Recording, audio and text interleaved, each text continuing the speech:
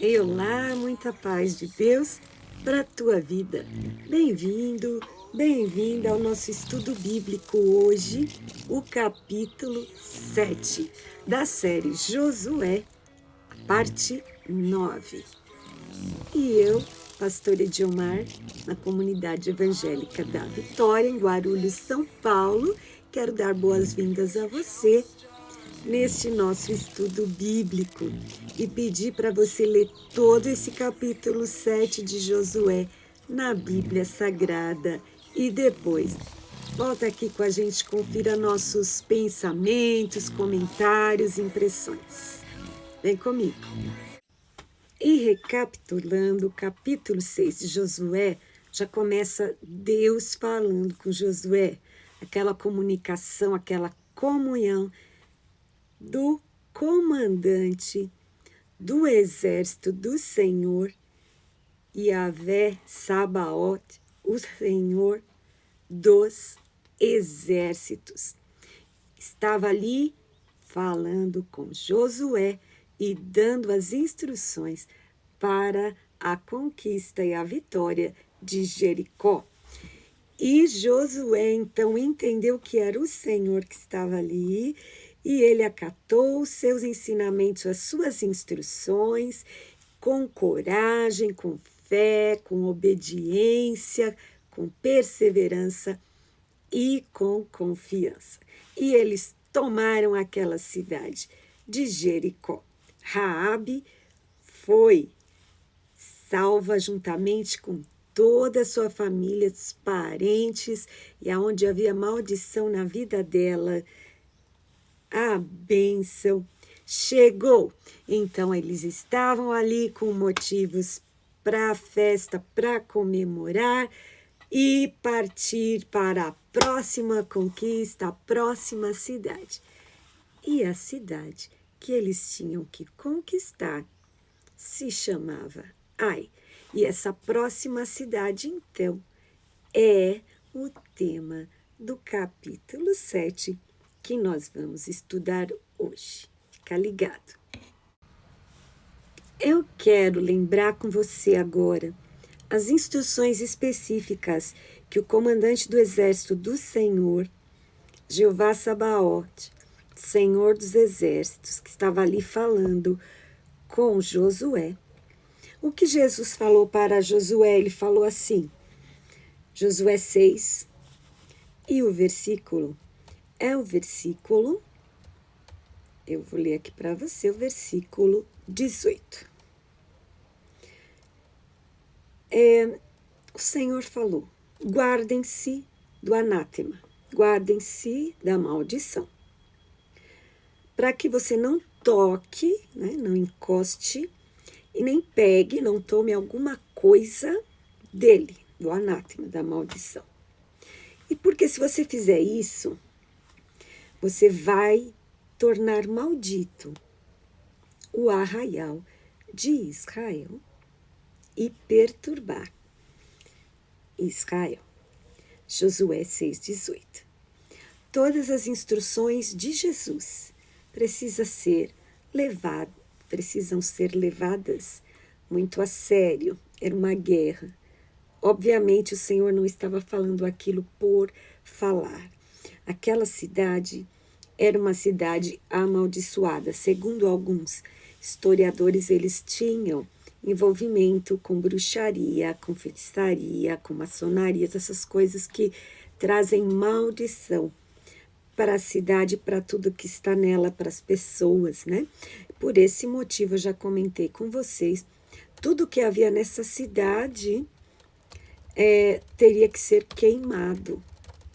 E verdadeiramente, Josué 6,24, você vê que a cidade, tudo que tinha dela, foram queimadas com fogo. Agora, era para separar, sim, a prata, o ouro, os vasos de metais e de ferro, mas o Senhor deu uma finalidade específica, um lugar específico aonde essas coisas tinham que estar. Elas tinham que ser dadas para o tesouro da casa do Senhor. Então, a gente viu que Jesus explicou muito bem muito bem sobre maldição. E no Novo Testamento ainda se você for olhar lá, eu já citei nos estudos anteriores, Atos 19, que os livros de feitiçaria, ocultismo, bruxaria eram todos queimados em praça pública, porque tem a maldição. Então, eu quero pensar com você. Muitas coisas que a palavra de Deus diz, as pessoas não prestam atenção, não levam a sério ou acham que vão ficar sem o devido castigo, sem a devida consequência. O Senhor fala na sua palavra, o apóstolo Paulo diz: o salário do pecado é a morte. Não há nada de bom proveniente do pecado. Quando nós pecamos, nós precisamos pedir perdão, receber em nós a graça de Jesus Cristo, confessando nossos pecados, que graças a Deus que Ele nos amou e enviou o seu único Filho, e Ele amou tanto o mundo que Ele deu o seu único Filho, para que Ele morresse na cruz, e assim a gente fosse salvo e perdoado dos nossos pecados. Mas as consequências, elas estão na nossa vida. Por quê? Porque tudo que o homem plantar, diz a palavra isso, ele vai colher. E homem, quando eu falo homem, homem e mulher. Então, a gente sabe que a gente precisa lidar com o pecado de forma a levá-lo perante o Senhor Jesus e confessar, recebendo o seu perdão pela graça, e não simplesmente ignorar e achar que porque ninguém sabe ou ninguém viu, no caso um pecado oculto, isso não vai trazer consequências. Isso é um erro, um engano muito grande. Esse engano, o diabo já queria colocar no coração de Eva, no coração de Adão, desde lá do Jardim do Éden, né? Quando Deus falou uma coisa e a serpente ali, que estava tomada por Satanás, ela falou para Eva: não, isso daí que Deus falou que você vai morrer, não, você não vai morrer. Então, desmentindo ou anulando a verdade de Deus por um engano, por uma mentira. E a palavra de Deus diz: não enganeis a vós mesmos. Ser enganado por Satanás é algo muito horrível. Ser enganado por uma outra pessoa é péssimo, mas ser enganado pela gente mesmo é cruel. E o apóstolo Paulo fala: não vos enganeis a vós mesmos. De Deus não se zomba, ninguém brinca com Deus. Ninguém zomba de Deus. O que a pessoa plantar, ela vai colher. Mas graças a Deus, quem nos dá a vitória em Cristo Jesus. E o capítulo 7 já começa falando: transgrediram os filhos de Israel no anátema.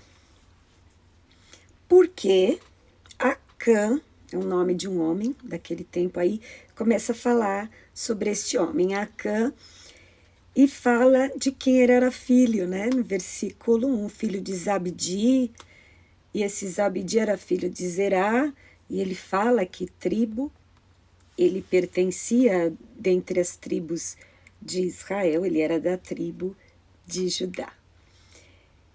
E aqui diz, ele pegou o anátema, ou seja, ele pegou a maldição, pegou as coisas que não era para pegar, coisas amaldiçoadas.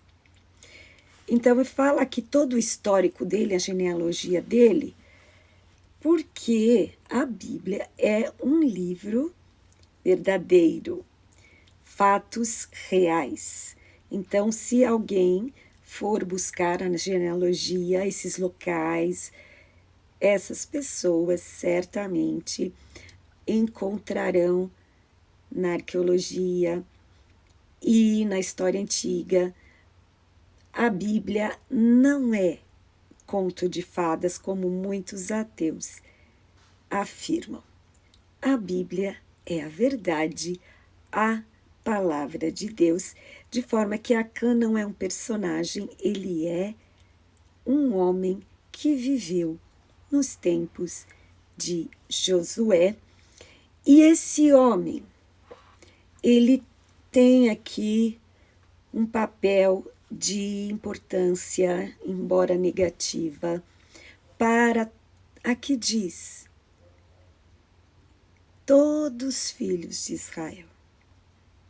Porque o que ele fez, aqui diz, que o que ele fez acendeu a ira do Senhor contra todos, contra os filhos de Israel, contra a nação de Israel. Então você vê que um homem só, uma atitude de um homem só, o pecado de uma pessoa só, prejudicou toda a nação, todas as pessoas de Israel. E quantas vezes os nossos erros prejudicam todas as pessoas da família, ou todas as pessoas da sala de aula, ou do trabalho, ou da cidade, e, nesse caso, de todo o país. Ele fez o Senhor Deus ficar irado. Então, muitas pessoas ignoram, negam que Deus derrame a sua ira. E enquanto você vê em toda a palavra, até no livro de Apocalipse, que a ira do Senhor Deus vem sobre os filhos da desobediência. Deus é amor. Ele mostrou todo o seu amor em Cristo Jesus. Todo aquele que crê em Jesus é salvo, ele e toda a sua família. Mas quem não crê traz sobre a sua vida uma condenação, uma perdição. E no caso de Acã, ele trouxe sobre a vida dele pena de morte. Não só a derrota para o povo de Israel, não só a vergonha, não só a humilhação para si, para todo o povo de Israel, mas como aquele tempo era aplicado pena de morte, ele trouxe para ele uma condenação, a pena de morte.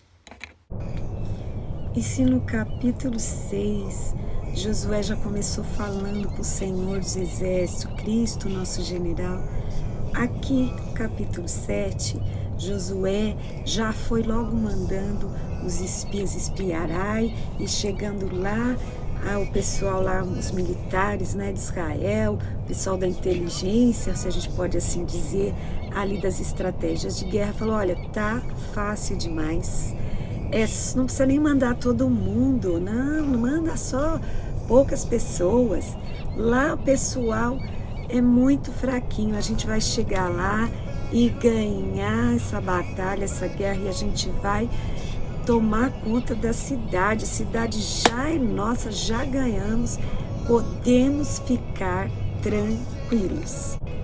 Só que quando chegou lá, eles levaram aquela derrota. Ainda morreram 36 soldados do lado de Israel. E eles fugiram do exército de Ai. E foi uma derrota vergonhosa, horrível.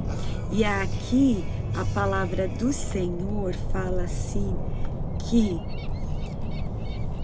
o coração do povo, né, numa linguagem poética, o coração do povo se derreteu e se tornou como água. Eles se desintegraram. Eles ficaram muito muito abatidos, muito tristes, sem saber, sem entender, sem ter reação. Eles se derreteram simplesmente, se abateram ao extremo com essa derrota. E como a gente viu no começo, né, desse capítulo 7, Josué, não, você não vê Josué consultando o Senhor, nem falando, dando glória a Deus, nem orando, mas diante dessa derrota que eles ficaram arrasados, então Josué, fazendo aquela prática, né, de antigamente, quando estavam de luto, que na verdade eles estavam de luto porque perderam 36 homens de Israel, ele colocou o seu rosto perante a arca do Senhor, que representa a presença de Deus. E ele e os anciãos de Israel, e deitaram pó sobre as suas cabeças. E aí, olha a oração de Josué, Josué 7,7, ele começou a meio que, entre aspas, tirar satisfação de Deus, dando a entender que a responsabilidade daquilo, tudo que aconteceu era de Deus. Ele falou, para que o Senhor mandou a gente passar o Jordão? Para entregar na mão destes homens, para a gente pagar esse mico, passar essa vergonha, ficar arrasado? Melhor não seria a gente preferir ficar lá do outro lado do Jordão? O que eu vou falar? Israel virou as costas para o inimigo. Israel fugiu, né, do inimigo. E aí ele falou, mas quando os cananeus, os moradores da terra, eles vão nos cercar, e aí? O que vai ser do teu grande nome? E falando assim com o Senhor Deus. E quantas vezes? E quantas pessoas, quando algo dá errado, já na sua mente começa a pensar, Deus me abandonou? Por que Deus não me dá o livramento? Por que Deus isso? Por que Deus aquilo? Mas olha só a resposta que o Senhor deu a Josué. Josué, levanta, se levanta. Por que você está assim? Acabado, arrasado? E aí, Deus fala o motivo da derrota. Ele fala assim, Israel pecou. E ele fala, transgrediram a minha aliança, que eu tinha ordenado. Eles pegaram das coisas malditas do anátema, furtaram, né? Mentiram, colocaram debaixo da bagagem, esconderam. Por isso, eles não puderam ganhar esta guerra perante os inimigos, viraram as costas diante do inimigo, porque estão amaldiçoados. E olha como é forte o que Deus falou. Eu não vou ser mais com vocês. Vou ficar mais com vocês dando vitória se vocês não tirarem o anátema do meio de vocês. Queridos, nós precisamos ver a nossa vida, né? Como é que tá e tirar o que tá errado na nossa vida. Porque como é que Deus pode abençoar a gente se a gente quer insistir naquilo que não agrada a Deus? É necessário tirar de dentre nós aquilo que não agrada a Deus, seja de dentro de nós, seja um pensamento, seja uma atitude, seja uma amizade errada, sejam ordens que Deus nos dá e nós não obedecemos, tudo isso tem que ser tirado do nosso meio, senão Deus não poderá nos abençoar. Mas louvado seja Deus, que o Senhor também deu um escape, uma nova chance, uma forma de que o povo de Israel pudesse voltar a vencer as batalhas.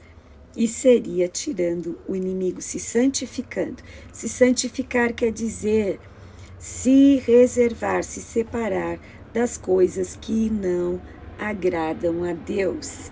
E o Senhor falou, santifica o povo, falou para Josué, né? E fala, vocês têm que se santificar para amanhã. Porque, assim diz o Senhor, Deus de Israel, há maldição no meio de Israel. Então, eles teriam que tomar esta atitude. Então, a gente tem que ver que quando nós estamos no caminho de Deus, para nós vencermos as batalhas, a gente não pode ser um cristão teórico, né? Só na teoria, só de fachada, como muita gente fala. A gente tem que lidar com as coisas que não agradam a Deus. Temos que tirar aquilo que o Senhor não está gostando da nossa vida. Nós temos que agir, ser proativos e não tolerar aquilo que o Senhor diz que é errado. Numa sociedade onde até igrejas e pastores ficam flertando com o pecado, o apóstolo Paulo, já naquele tempo, e muitos homens de Deus hoje, chamam o pecado pela palavra correta. O pecado tem que ser chamado de pecado e ser tirado das nossas vidas. Para isso, se manifestou em carne o Filho de Deus, para destruir, desfazer as obras do diabo. Se o Filho de Deus nos liberta, verdadeiramente seremos livres. A verdade nos libertará. Então Acã estava mentindo. Deus falou tudinho para Josué, o que havia acontecido, o motivo da derrota e a solução que tinha que ser feito. Então Josué mais uma vez obedeceu e fez conforme as instruções do Senhor Deus. E nós hoje precisamos fazer como Davi fala nos Salmos. Ele diz assim: sonda-me, ó Deus. O Senhor conhece o meu coração, verifica o meu coração e vê se há em mim algum caminho mau e guia-me pelo caminho eterno. Sonda-me, Senhor. Essa tem que ser a nossa oração, a minha e a sua oração hoje, para que o Senhor possa nos liberar para ser abençoado. Nem sempre, obviamente, as pessoas sofrem porque pecaram. O próprio Deus, na sua palavra, né? Quando os discípulos perguntaram para Jesus: por que este homem é cego? Quem pecou, ele, os pais dele? O Senhor falou: nem ele, nem os pais dele. Porém, essa enfermidade aconteceu para que a glória de Deus se manifestasse. Mas também o Senhor diz, né? Para aquela mulher que foi pega em adultério flagrante, ele diz assim: eu não te condeno, ninguém te condenou, mas só que você vai e não adultera mais. Abandona o pecado. Algo maravilhoso está na palavra de Deus. Maravilhoso, vou falar para você. Diz assim a palavra de Deus, Provérbios 28:13. Aquele que confessa os seus pecados e os abandona, encontra misericórdia. E esse versículo também diz: quem esconde os seus pecados não prospera. Então, busque a ajuda de Deus, procure a ajuda de pessoas maduras, capacitadas, misericordiosas, para te aconselhar e te ajudar a se livrar daquilo que o Senhor não se agrada, talvez algum vício, pornografia, o homossexualismo, o furto, a mentira, o ódio, a falta de perdão, são coisas que não agradam a Deus, algumas coisas que o Senhor até fala na oração do Pai Nosso, né? Perdoa-nos, assim como nós perdoamos os nossos devedores. Muita gente não recebe perdão, porque não perdoa. E Jesus ainda fala, quem não perdoa o próximo também não será perdoado. Então, um dos grandes erros e que muitas pessoas têm dificuldade é o perdão, ou a falta do perdão, né? Porque o Senhor fala na sua palavra, perdoai uns aos outros, assim como Deus em Cristo, nos perdoou. E falar do pecado, muita gente considera uma ofensa, mas o pecado é em si mesmo uma ofensa, mas uma ofensa para Deus. Quando se fala de pecado, alguém já foi ofendido, e esta pessoa a ser ofendida é o próprio Deus, a ponto de, para ter o perdão, para ter justiça, nós precisamos de um advogado que é Jesus Cristo, e o sangue dele é que nos purifica de todo o pecado. E Israel, então, teria que lidar com isso. Acã teve que reconhecer, confessar o seu pecado. Ele foi condenado à morte. Acã, então, por fazer este erro, por ter olhão, né? O pessoal fala olhão. Ele confessa que o pecado, ele fala, eu olhei, eu vi, eu gostei, eu cobicei. Uma capa babilônica, o ouro, a prata que ele viu ali, ele fala, essa capa aqui vai ficar lá em casa. E foi aí que ele trouxe a maldição para si mesmo e para toda a nação. Um pecado, um erro, pode ter consequências até para o país todo, né? Portanto, a gente deve, a exemplo da Escritura, buscar a Deus e se arrepender, né? O que diz na palavra de Deus sobre uma nação que precisa de perdão, precisa de arrependimento, é que especificamente também a nação de Israel, a palavra de Deus fala assim, se o meu povo que se chama pelo meu nome se humilhar.